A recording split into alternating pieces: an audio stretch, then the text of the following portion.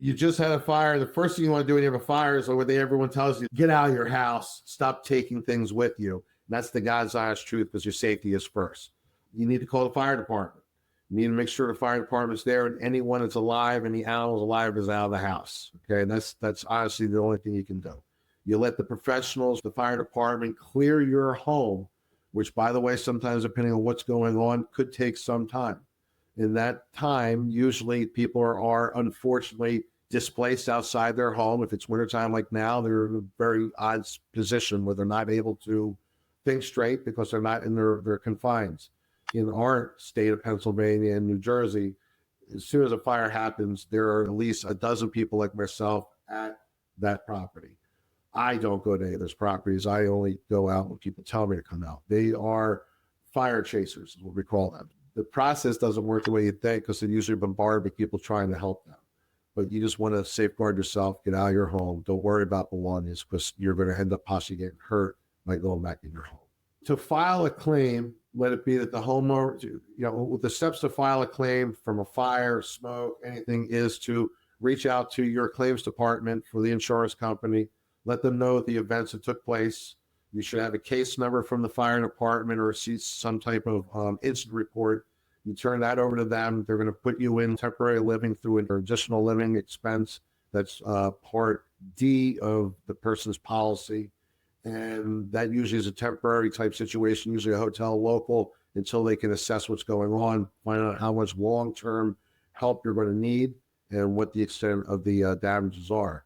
So that's the biggest and easiest call. If I'm brought into it, we usually do the same thing. Not knowing what the situation is for the individual, we will go as far as helping them financially because we understand insurance. Interpreting insurance, again, that's what I do, and I can give an opinion. And then what's going to happen on the insurance side, they're going to have a guy come out and give his opinions. What we all know in our insurance world is our opinions don't really matter if you all know insurance. So we bring out people that know fire.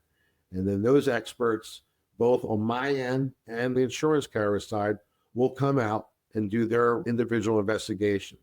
Normally, ours will be working quicker and faster because we're there ahead of time, creating and showing the extent of where things are, because they use proper documentation, tools, sponges, various CSI type stuff, and leave it in each of the rooms so it's very much documented. So when I walk through, usually a day or two later, doing what we call our full inspection of what's happened, we get to look at the fire report.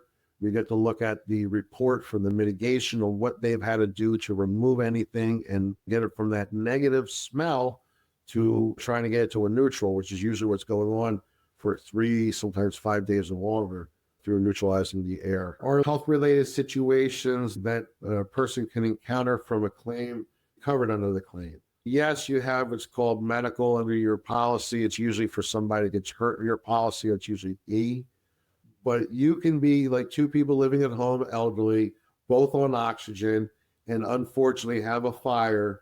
Your insurance covers your property. That's a different, what I'm saying? It doesn't cover anything more than, okay, you can't be here, but we'll put you into a hotel, not because you have oxygen, not because you have asthma. All those things that people want to get paid for, it's not a slip and fall. There's no, they don't care that there's unfortunate things happening to you, unfortunately, because your policy doesn't cover that type of peril for the human person or a dog.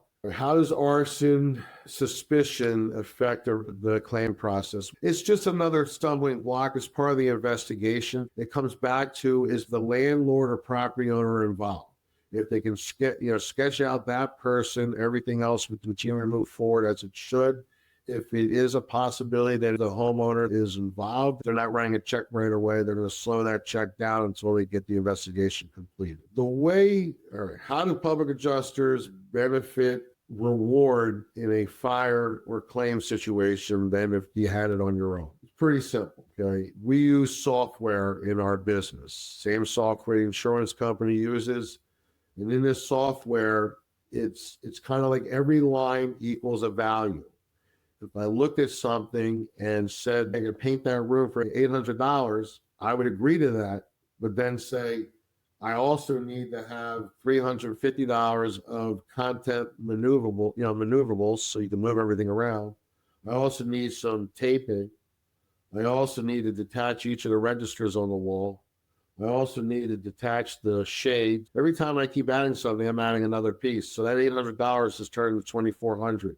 Don't worry about me taking a fee out. I'm always going to get you what's rightfully yours, because the problem with insurance adjusting is the detail.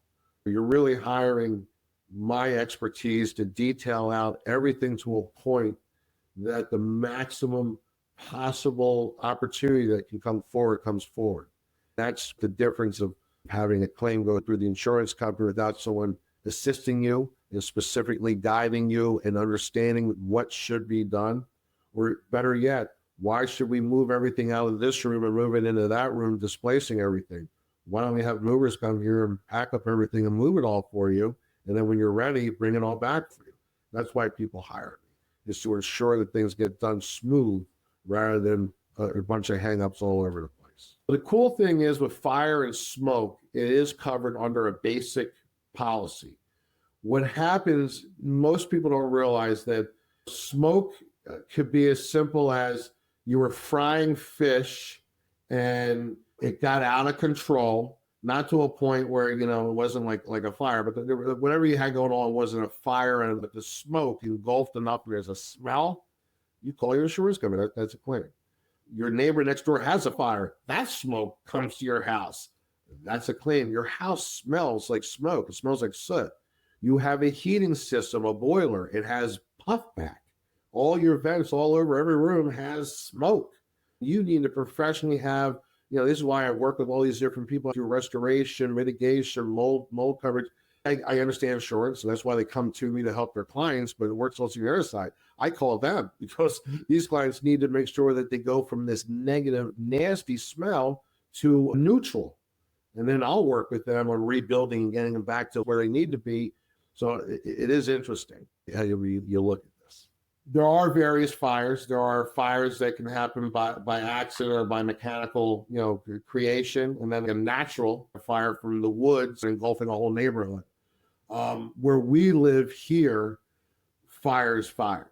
But when you live in, I'm just going to say it because I only know the state of Jersey and PA, when in areas where you have fire, you need to have fire insurance or other insurances that cover you, similar to flood insurance. If you don't have flood insurance, no matter which policies we spoke about, you can have the specialists of the specials. It doesn't cover you for flood. You know what I mean? So going back to fires, you have a candle fire. It's covered. But there's the crazy things. What about people you rent property to and you don't know what they're doing in the bedroom? They actually did do, and they cause a fire. It's still covered, okay? Even though themselves may not be in the right state of mind, you as the homeowner didn't give them permission to do what they were doing. So at the end of the day, the detectives will deal with the individual, but the property will be covered under insurance as long as it wasn't malicious or intended that you tried to do something like that. And a natural fire covered, of course. People can find me in my office in Newtown, Pennsylvania. I am usually throughout the area driving around. You can contact me by my phone number, 215-485-3107. Email 21stclaims for 21stclaims@gmail.com. Website, www.21stcenturypublicadjusters.com. Like the video and subscribe to the channel if you like what you heard with insurance claims. Thank you.